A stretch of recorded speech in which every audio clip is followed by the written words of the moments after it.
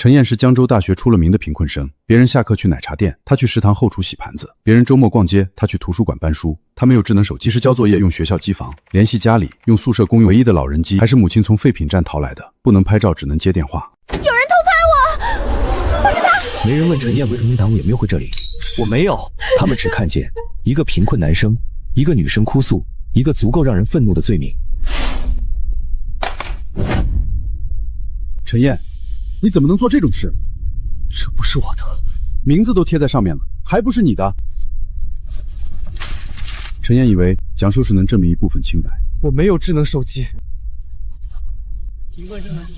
可他低估了偏见，在有些人眼里，贫困不是证据，贫困是另一种罪名。唐薇是网红学生，秦昊是学生会副主席，而陈燕只是一个贫困生。陈燕，你先承认是无意拍摄，学校可以从……我没有拍。主任，我只想要一个道歉。他家里困难，学校可以理解，但穷不是犯罪的理由。我穷，但我不脏。手机在这里，名字也在这里，还想怎么狡辩？一夜之间，陈燕从贫困励志学生变成了全校口中的变态。没有调查结论，没有完整视频，甚至没有人看过那台手机到底是谁的。他们只需要一个情绪出口。最近你先别来了，食堂人多，影响不好。勤工岗位停了，贫困捕捉审核停了，奖学金候选资格也被暂会。他还没被定罪，可生活已经提前惩罚了他。手机没有，收入没有，名声没有，连证明清白的资格也快没有了。陈燕怕的不是自己被骂，她怕的是母亲被人指指点点，怕妹妹在学校抬不起头，怕那个本来就摇摇欲坠的家被一盆脏水彻底压垮。哥，他们说你偷拍，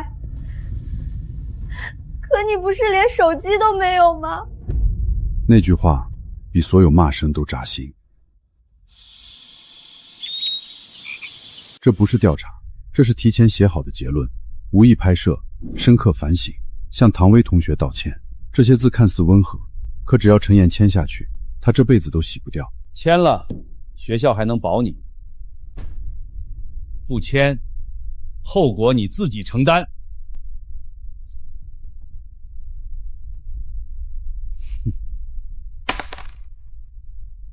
我没做过。他的贫困不是装出来的，衣柜里没有名牌，抽屉里没有电子产品，床边贴着母亲寄来的汇款单，每一笔都不超过200。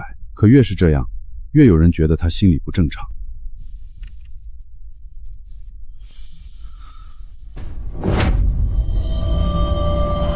这不是我的。每个人被抓都这么说。第一颗钉子是通风狗里的手机，这是第2颗钉子。栽赃的人很清楚，只要钉子够多，就没人会在乎第1颗钉子是不是真的。陈燕，认了吧，你这种人翻不了身。他不知道什么叫校园舆论，不知道偷拍视频事件意味着什么，他只知道他儿子从小连一支笔都舍不得乱买，就是偷拍犯他妈，更不可能买得起一台几千块的智能手机。我儿子没有手机，他真的没有手机。陆清言终于开始怀疑，因为一个真正心虚的人不会在看到母亲被羞辱时第一反应不是怕，而是疼。陈燕的愤怒不是表演，那是一种被逼到墙角后终于不再退的眼神。陈燕，你现在还想解释吗？不解释了，我要查。他没有手机，但他有记忆，有时间线，有贫困生档案，有老人机购买记录，有学校经房登录记录，更有那台本不该出现在通风供里的智能手机宣号。1. 我没有智能手机。2. 老人机无拍摄功能。秦昊经办签收。4. 请道歉稿。那台手机不是我的。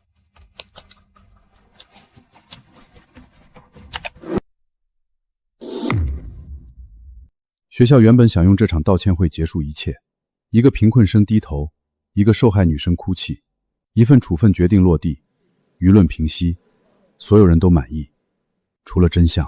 照着念。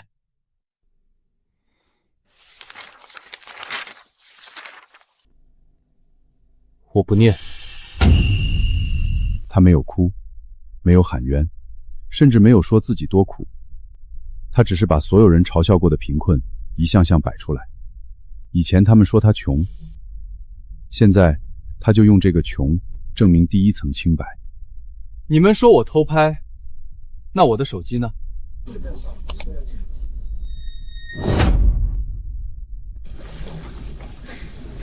你这是偷换概念，手机登记给你，不代表你没拿到。那就查签收监控，查发放当天我在哪里，查签收笔记，查这台手机启用后的第一条登录记录。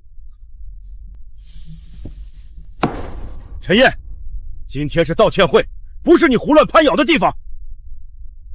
主任，为什么我拿不出证据时，你们要我认罪？我拿出证据后，你们又说我攀咬。贫困生买不起手机，不是笑话，是证据。公益手机没到贫困生手里，也不是小事，是黑幕。而当黑幕和栽赃连在一起，所谓偷拍案终于开始裂开第一条缝。秦昊，这是手机第一次联网的记录。我再问一遍，这台本该捐给我的手机，为什么会提前一天登录学生会账号，又为什么会在第二天出现在舞蹈楼通风口？现在该你们解释了。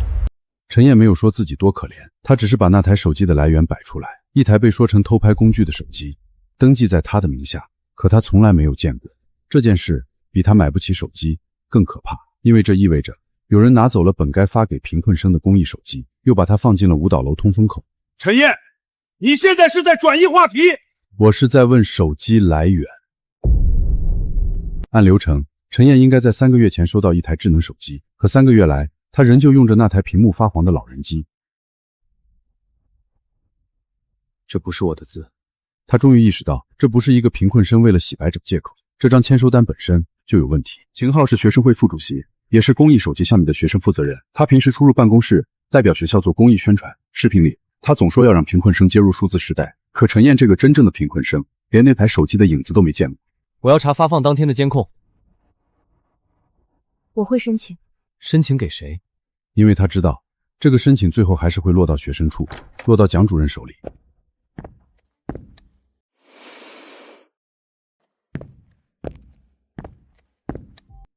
陈燕，公益手机你不是已经签收了吗？学校帮你是情分，你不能出事儿了就反过来污蔑公益项目。秦昊很懂怎么反打。陈燕说没收到手机，他就说陈燕拿了东西不承认。陈燕要求查签收，他就说陈燕拖延调查。贫困生本来就容易被怀疑占便宜，秦昊只要轻轻一推，舆论就会再次站回陈燕对面。围观学生又开始低声议论，有人说难怪陈燕之前不承认有智能手机，也有人说穷人最会装可怜。那就查笔记。唐薇开了直播，他坐在宿舍里，眼睛哭得通红，身后是故意露出的舞蹈服，标题写着被偷拍后还要被贫困生反咬。唐薇没有拿出原始视频，没有回答手机来源，她只是继续哭。我一个女生会拿这种事开玩笑吗？哭声比证据传播得更快，只要她还是那个被偷拍的女生，陈妍的每一句质疑都会被说成2次伤害。陈妍站在机房外看着直播回放，她的表情没有愤怒，反而异常平静。她已经明白解释没有用，要赢只能找到那台手机真正经过了谁的手。陈妍登录邮箱，陆清言发来一份压缩文件，文件名很简单，数字帮扶项目完整签烧档案。陈燕打开后，脸色一点点变了。同一批10台手机，除了他，还有6个贫困生的签收记录存在异常。有人签名明显歪写，有人身份证复印件模糊，有人签收日期和上课考勤冲突。这不是一个人的手机丢了，这是7台手机都没有真正到贫困生手里。陈燕被栽赃，只是这条黑链第一次浮出水面。每一份经办人后面都是同一个名字。不是我一个人没拿到，秦昊，你截留的也不止1台。贫困生最怕的不只是穷，是被人知道自己穷。他们靠助学金、参补、公益项目撑着学业，也因此更怕得罪学生会和学生处，因为一句审核不通过，就可能让他们下个月吃不起饭。你们收到过手机吗？没有。我以为名额被取消了。学生会说后面再发。陈燕没有怪他们，因为他太懂这种害怕。贫困生没有太多试错成本，别人被处分可以回家休息，他们被处分可能就是断学、断饭、断掉全家的希望。我见过那台手机，就是你说的那台黑色手机。秦昊拿它拍过学生会宣传短视频。你确定？视频只出现了3秒，镜头晃动，画质模糊，可陈燕还是看见了那台手机背后的划痕和通风坑里搜出的涉案手机完全一致。更重要的是，视频拍摄时间比所谓偷拍案早了整整3个月。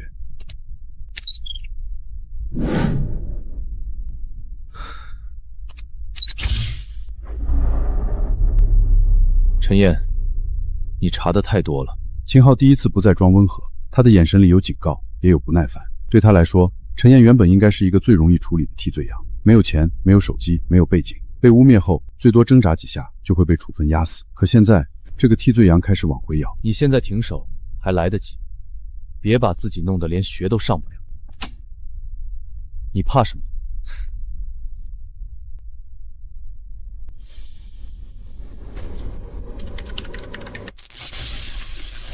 ？7分钟足够一个人进入舞蹈楼，足够一个人把手机塞进通风口，也足够另一个人跑出来尖叫，完成一场被偷拍的戏。设备故障，常有的事儿。为什么只坏这7分钟？你问我，我问谁？学校监控有主线录，也有备用缓存。普通学生不知道，保安也未必愿意说，但陆清言查到了。他终于不再只是稳住局面的辅导员，他开始站到真相这一步。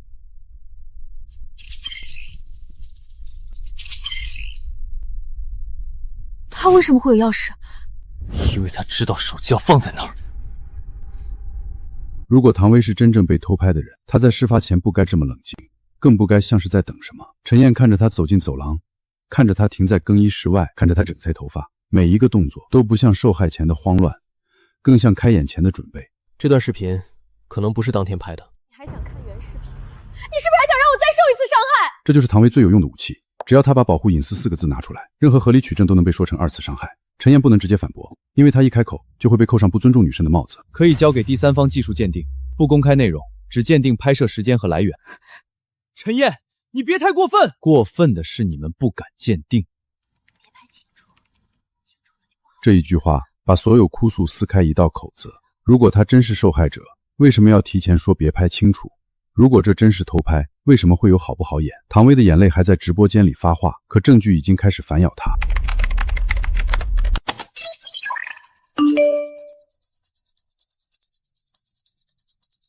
7分钟，原本是学校主监控里的空白，也是秦昊最自信的地方。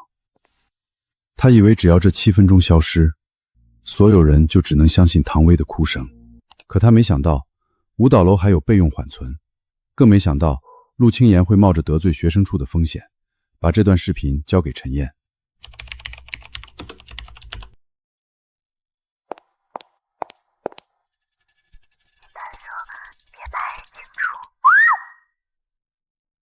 这已经能证明他们提前串通过。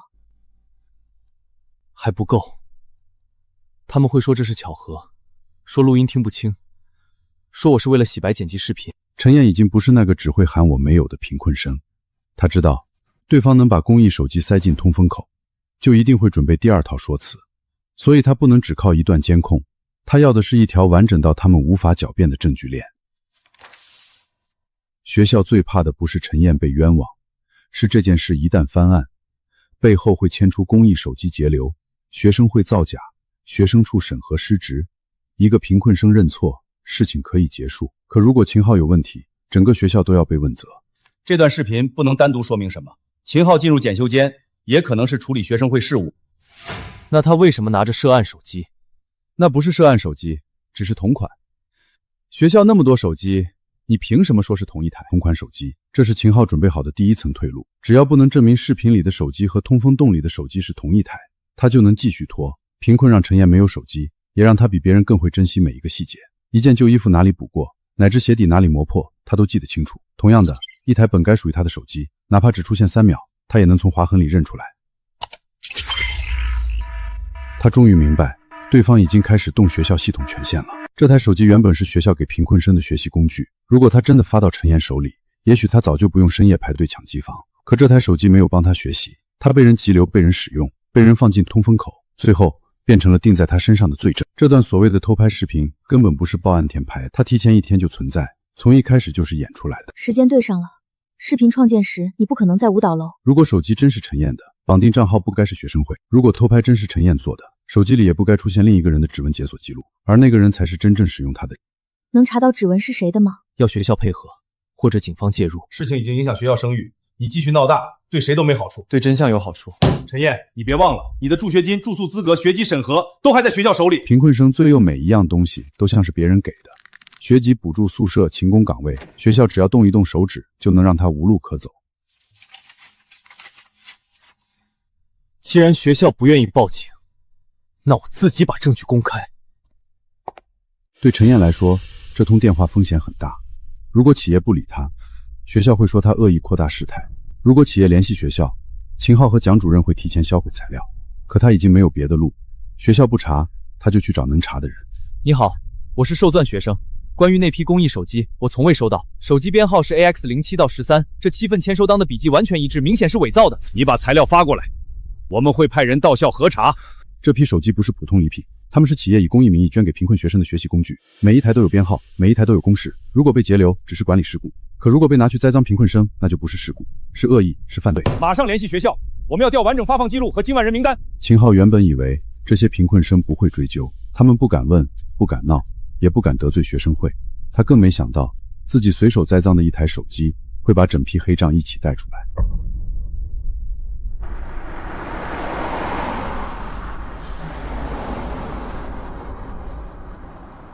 蒋主任最擅长把大事说小，公益手机没发到学生手里，他说是流程疏忽；签收单异常，他说是学生代领；涉案手机成了偷拍证据，他说还需要进一步核查。每一个词都很圆滑。为什么7名学生都说没有收到手机？学生记忆可能有误，有些学生家庭困难，可能转卖后又不愿承认。在学校逼他道歉那天，他就已经开始留证，因为他终于明白，弱者如果不把每一句话留下来，连被威胁过都没人信。你认个错，学校还能给你留个体面；不认，你的学籍、补助、住宿资格都会受影响。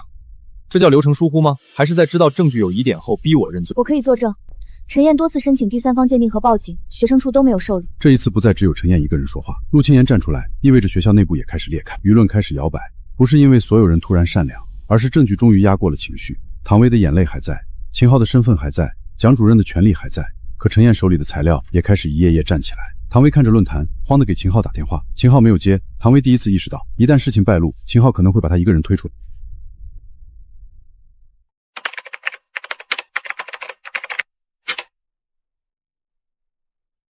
这不是卖惨视频，没有哭诉，没有求同情。陈岩甚至没有把唐薇的脸放上去，因为他很清楚，自己要证明的不是唐薇坏，而是自己没有做。只有先洗掉偷拍犯这3个字，他才有资格继续追问谁在栽赃。我没有智能手机，我的老人机没有拍摄功能。案发前，我没有任何能拍摄视频的设备。所谓偷拍视频创建时，我在学校机房，系统登录记录、监控和刷卡记录都能证明。这台手机登记受罪人是我，但我从未收到。他首次联网账号是学生会账号。每一条证据都不煽情，但每一条都像钉子，一颗颗钉回秦昊和唐薇早已编好的剧本里。第一次，唐薇的哭声失效了。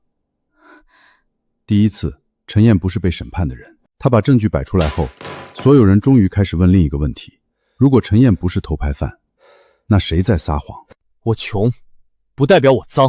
现在，请唐薇和秦昊解释，那台手机为什么会出现在通风宫里？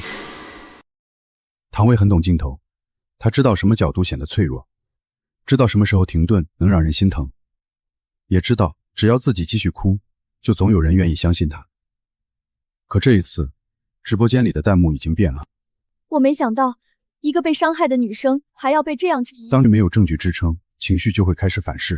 陈燕没有攻击她是女生，她只问手机、时间、监控、原始视频，这些问题每一个都绕不开。一场谎言最怕的不是被质问，是内部的人开始慌。唐薇不是没有准备话术，可她没想到陈燕把问题压得太具体，具体到眼泪没办法回答。他刚才看了秦昊的消息。被污蔑的人最容易急着证明自己能接下来，可陈燕已经过了那个阶段，她不再急着喊冤，她要把每一次破绽都变成下一颗钉子。你们是不是都被陈燕带节奏了？我一个女生，难道会拿自己的清白开玩笑吗？你不是拿清白开玩笑，你是拿我的命在开玩笑。秦昊，再拖下去，我真的要撑不住了。周平也是贫困生，他没收到公益手机，也知道签收单有问题，可他一直不敢说，因为他怕学生会，怕助学金被卡，怕自己好不容易考出来的一条路被一句不配合学校工作堵死。周平，听说你最近和陈岩走得挺近。没有。哼，最好没有。秦昊知道怎么下贫困生，不用打，不用骂，只要拿出一张资助审核表，那张纸上有饭钱，有住宿，有学费，也有他们在学校里的尊严。你家里情况我知道，你妈还在医院，你弟还在读高中，你要是乱说话，明年的补助未必还能批下来。陈燕已经废了，别跟着一个偷拍犯找死。如果他不是偷拍犯，那也得是。我会把他交给调查组。学校调查组不够，我要公开听证，让所有证据摆在全校面前。所有证据当场编号封存，手机镜像、监控备份、录音原件、签收档案都要交第三方鉴定。听证会不是审判庭，那就别做审判的事。秦昊的发言很熟练，没有直接解释手机，而是先占据道德高地、公益、贫困生、学校形象这些词被他说得很好听，可越好听，陈燕越觉得冷，因为他清楚，真正被剥夺资源的人就坐在台下。不行，这涉及到个人隐私，我不能给你。保护上身隐私是对的，不该变成拒绝鉴定的挡箭牌。陈燕提出的鉴定方式，不公开画面，不传播内容，只确认拍摄时间和文件来源，这个要求合理，唐薇的拒绝就越显得异常。我建议由第三方封存视频，不对外展示，只做技术鉴定。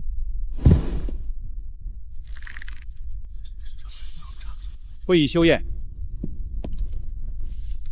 我等了这么多天，等的不是你们相信我，等的是证据能说话。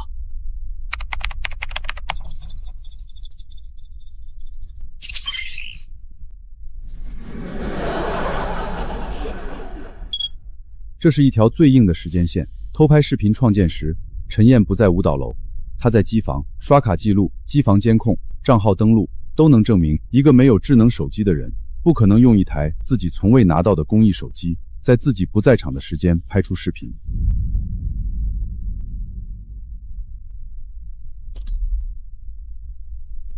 作案工具：涉案手机非本人在持有。他终于不用再说我没有，证据替他说了。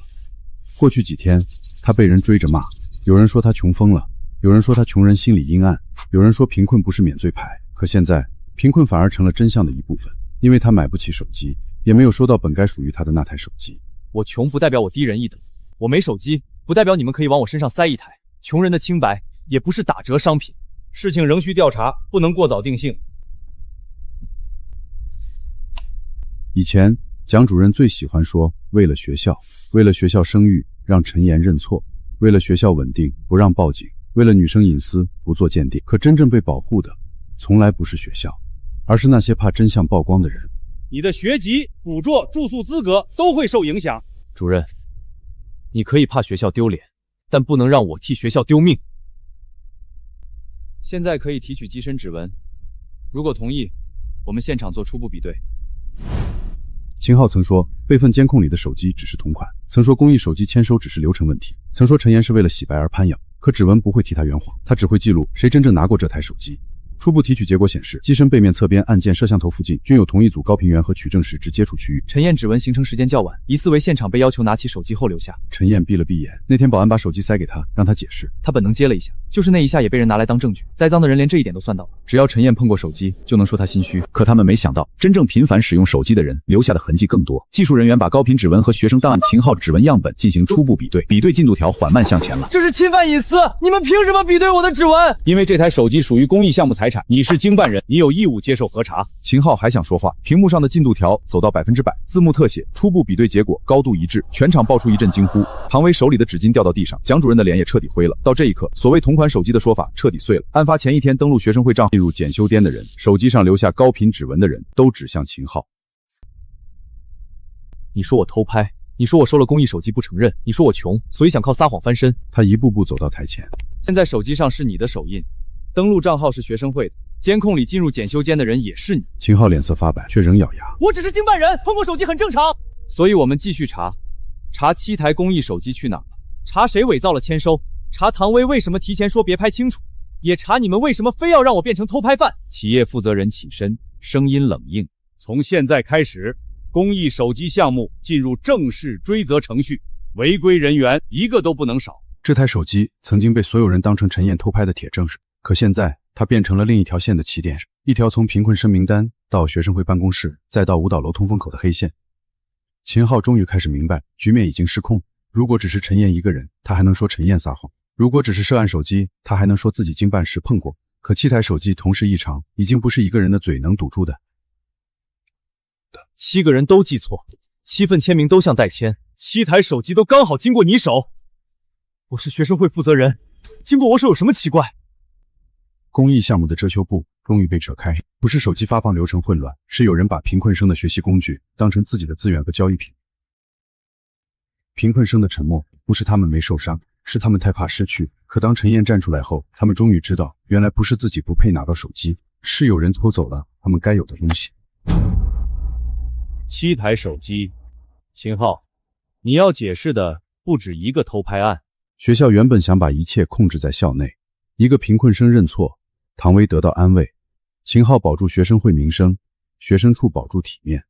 可现在捐赠企业亲自到场，公益手机的去向必须有个说法。 学生组织管理松散，学校也被蒙蔽了，这是最常见的切割。事情没暴露前，学生会是学校荣誉；暴露后，学生会就成了学生个人行为。可陈燕知道，如果只有秦昊一个人，这件事不会压这么久。真正让他差点认罪的不是秦昊，是学生处。如果学校被蒙蔽，为什么我申请笔迹鉴定时学生处拒绝？为什么我申请报警时学生处退回？为什么我拿出手机来源后，蒋主任还逼我道歉？如果不认错，你的学籍、补助甚至住宿资格，学校都要重新评估。这不是单纯管理失误，这是明知有疑点，仍然试图让受捐学生顶罪。陈燕站在旁边，没有露出胜利的表情，因为他很清楚，自己只是从偷拍犯这个坑里爬出来一半。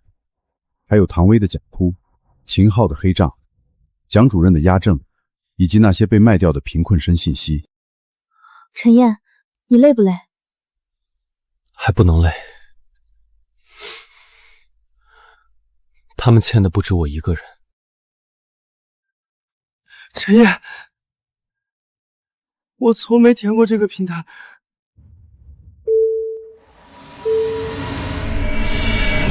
贫困生最需要帮助，也最容易被盯上，因为他们缺钱，因为他们急着改变命运，因为他们的家庭信息、身份证、联系方式一旦泄露，就会变成别人手里的猎物名单。我妈最近也收到过电话，他们说我能贷款，让她提供户口本。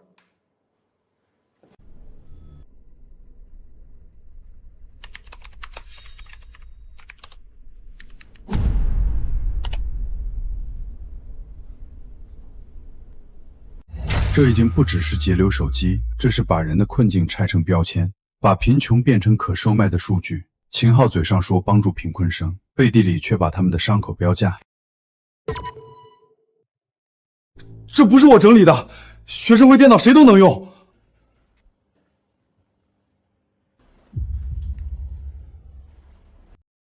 陈燕曾经因为穷被审判，因为没有手机被嘲讽，因为拿助学金被骂占便宜。可现在，所有人终于看见，真正卑劣的不是穷，是有人趴在穷人的伤口上吸血。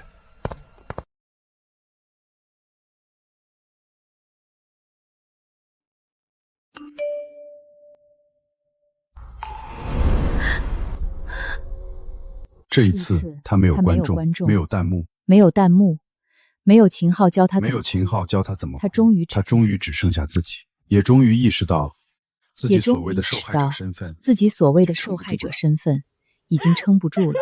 视频不是当天拍的，秦昊让我配合。为什么选陈燕？他说只要陈燕被处分，奖学金候选名额就会空出来，我账号也能靠这件事涨粉。真相比他直播时的哭诉难看得多。没有被偷拍的女生，只有一个想要流量的人；没有突然发现的手机，只有一台被截留的公益机；没有正义维权，只有一场精心挑选替罪羊的栽赃。为什么选陈燕？秦昊说他穷。唐薇不是最坏的那个人，可他选择了最脏的方式。他用女生会不会拿这种事开玩笑，堵住所有人的嘴。也用一个最难自证清白的罪名，差点毁掉陈燕的一生。对不起，你该道歉的人不止我，还有所有真正被偷拍、被伤害，却因为你这种谎言更难被相信的人。唐薇，你敢卖我！每一个字都像道歉，可每一个字都在避重就轻。秦昊成了学生个人，唐薇院配合不当，公益手机成了管理漏洞，而学生处变成了一个不知情的旁观者。学校始终坚持保护学生权益，也第一时间启动了调查。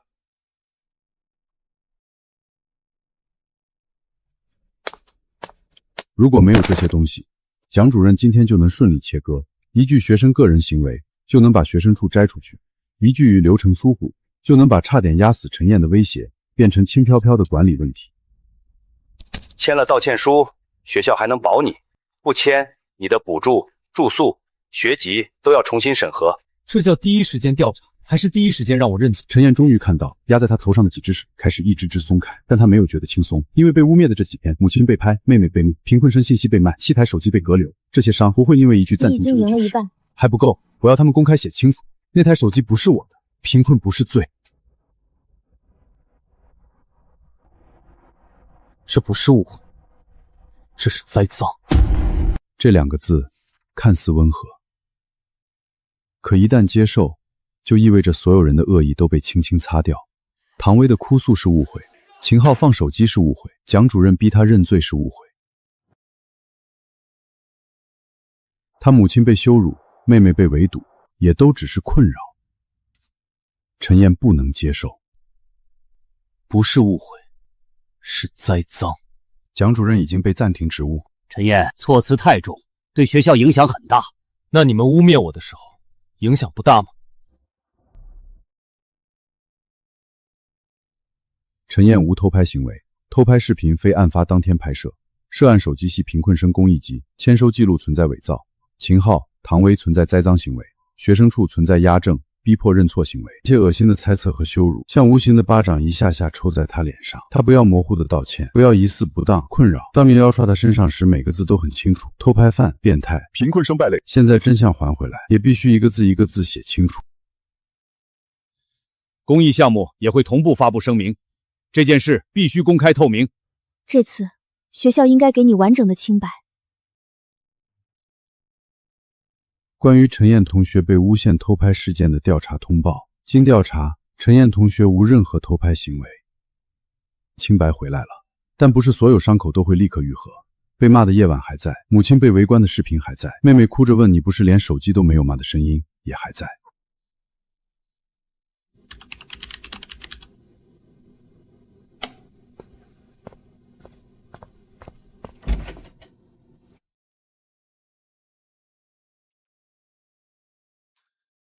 孩子还小，年轻人犯错，真相刚刚公开，另一场拉扯就开始了。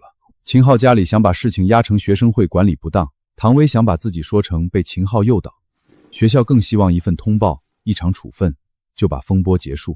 可陈燕知道，如果这次只是处分，下次还会有人这样做，每一条都像是给贫困生量身定做的诱惑。陈同学，事情闹大，对你未来也不好，你还年轻，不要把路走绝。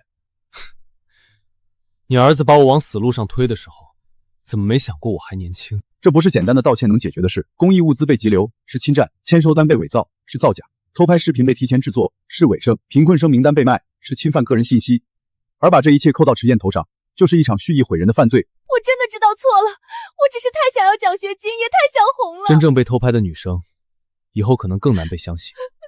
这也是你欠下的账。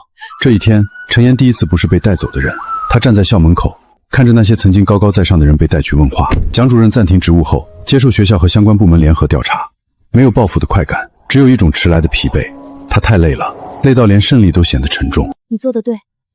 我不是想毁谁，我只是想让他们知道，穷人也有不答应的权利。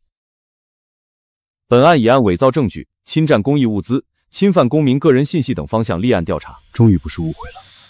这几天，陈和也被议论。同学问他哥哥是不是偷拍犯，有人把校园通告发到班级群，有人故意在他面前说贫困生心理变态。他想解释，可他知道自己声音太小，小到连班级群都盖不过去。哥没事了。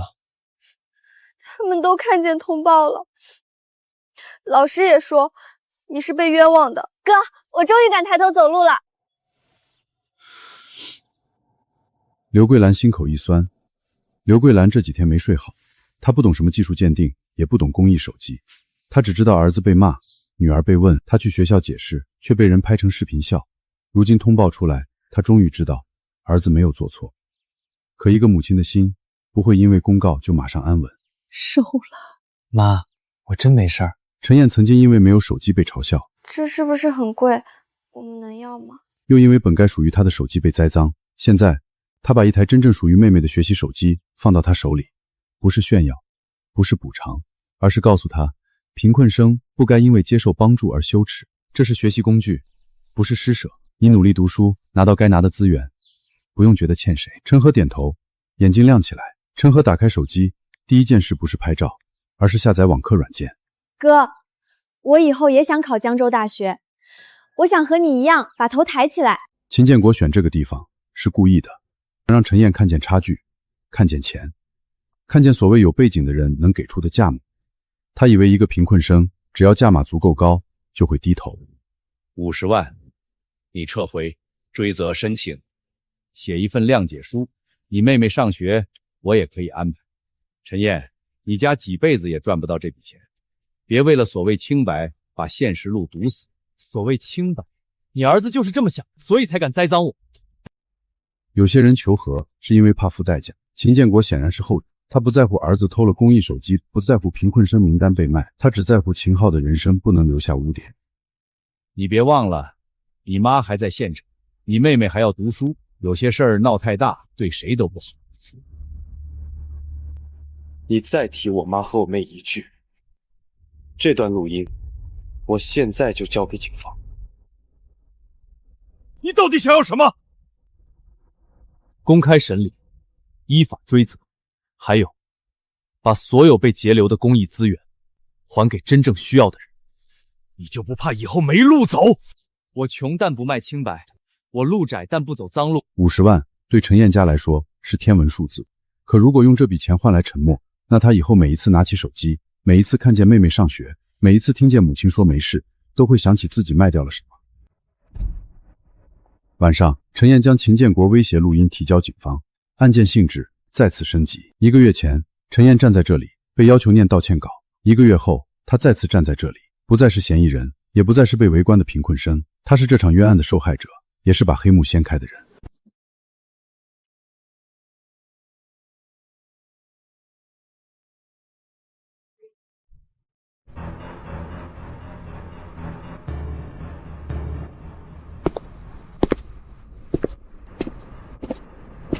这台老人机曾经是他被嘲笑的理由，后来又成了证明他清白的起点。有些人不是知道他穷，是正因为知道他穷，才敢罪名往他身上扣。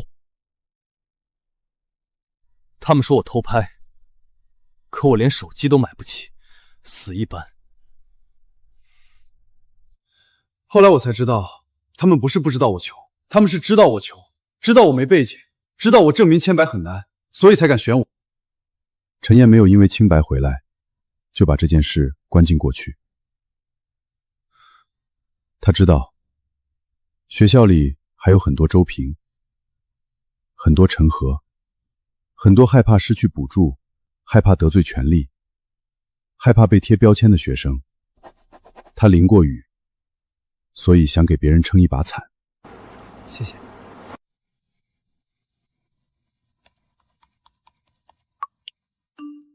陈燕看着消息，终于笑了。他们曾说他穷，说他变态，说他偷拍，说贫困不是免罪卡。